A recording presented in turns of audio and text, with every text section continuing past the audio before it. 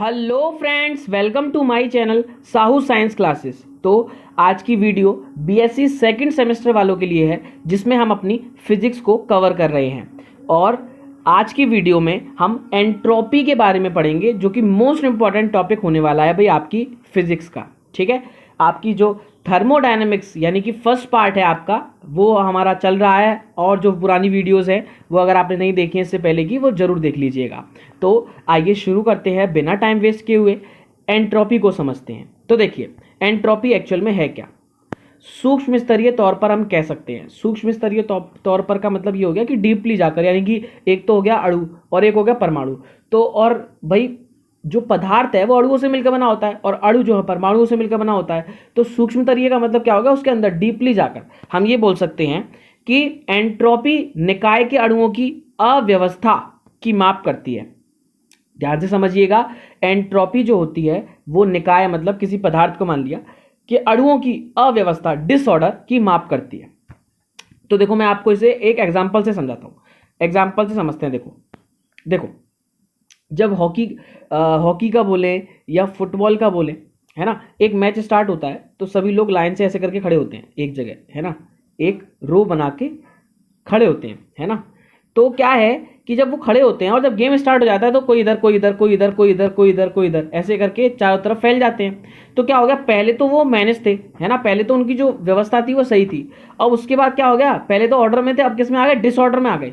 अब किस में आ गए, डिसऑर्डर में। तो यही जो डिसऑर्डर का मेजरमेंट होता है, डिसऑर्डर की जो माप होती है ना, पदार्थ के अंदर, पदार्थ के अणुओं के जो अव्यवस्था होती है वो क्या कहलाती है, एंट्रोपी कहलाती है। अभी और समझ में आएगा, देखिएगा। एंट्रोपी निकाय के अणुओं की क्या होती है, अव्यवस्था की माप करती है।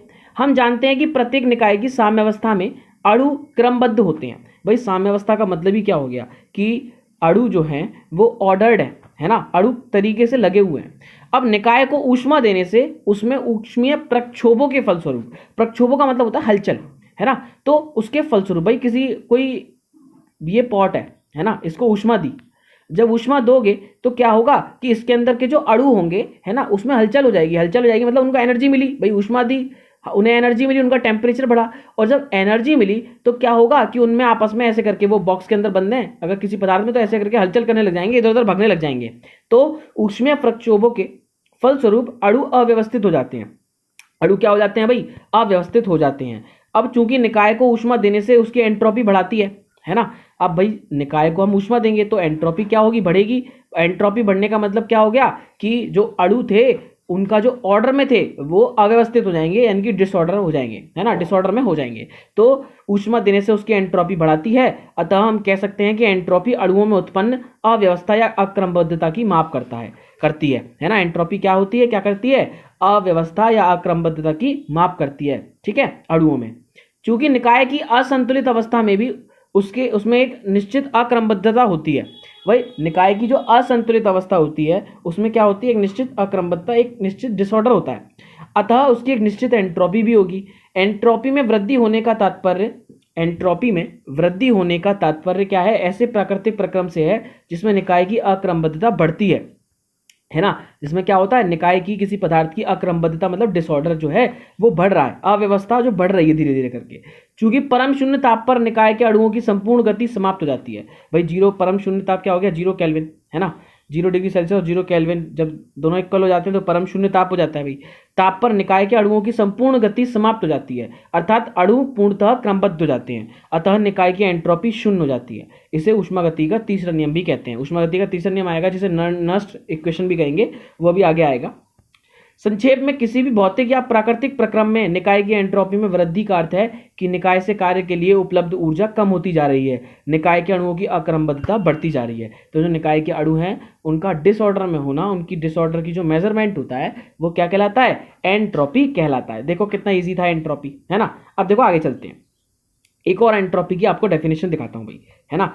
एक और एंट्रोपी की छोटी सी डेफिनेशन दिखाता हूं, लेकिन जो समझने के पर्पज से है वो ऊपर वाली थी। अब जो डेफिनेशन जिससे फॉर्मूला निकल के आएगा वो ये वाली है कि किसी निकाय की एंट्रोपी वह भौतिक राशि है जो उत्क्रमणीय रुद्धोष्म प्रक्रम में नियत रहती है। ये क्या होता है, उत्क्रमणीय रुद्धोष्म प्रक्रम में क्या होती है, नियत रहती है। भाई ये कांस्टेंट रहती है। अब कैसे रहती है वो अभी आगे चल के नेक्स्ट वीडियो में आएगा। इसे अक्षर एस से निरूपित किया जाता है। माना कि किसी निकाय के लिए दो उत्क्रमणीय रुद्धोष्म प्रक्रम A1 व A2 हैं तथा उनके संगत निकाय की एंट्रोपियां क्रमशः S1 व S2 हैं। यदि रुद्धोष्म प्रक्रम A1 से रुद्धोष्म प्रक्रम A2 तक जाने में नियत ताप T पर निकाय द्वारा ऊष्मा Q का अवशोषण अथवा निष्कासन होता है तो नियत राशि Q/T को निकाय की एंट्रोपी में परिवर्तन कहते हैं।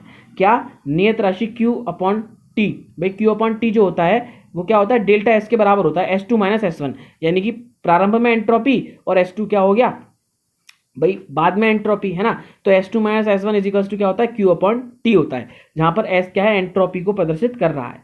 यदि रुद्धोष्म प्रक्रम A1 व A2 की अवस्थाएं अत्यंत समीप हों और यदि A1 से A2 तक जाने में नियत ताप T पर निकाय द्वारा अवशोषित अथवा निष्कासित ऊष्मा की सूक्ष्म मात्रा dQ हो तो dQ/T को निकाय की एंट्रोपी में परिवर्तन कहते हैं। तो मोस्ट इंपॉर्टेंट फॉर्मूला हो गया ds equals to dQ/dt। dQ/T आपको ये हमेशा याद रखना है, ये सबसे ज्यादा इंपॉर्टेंट है ना। उसके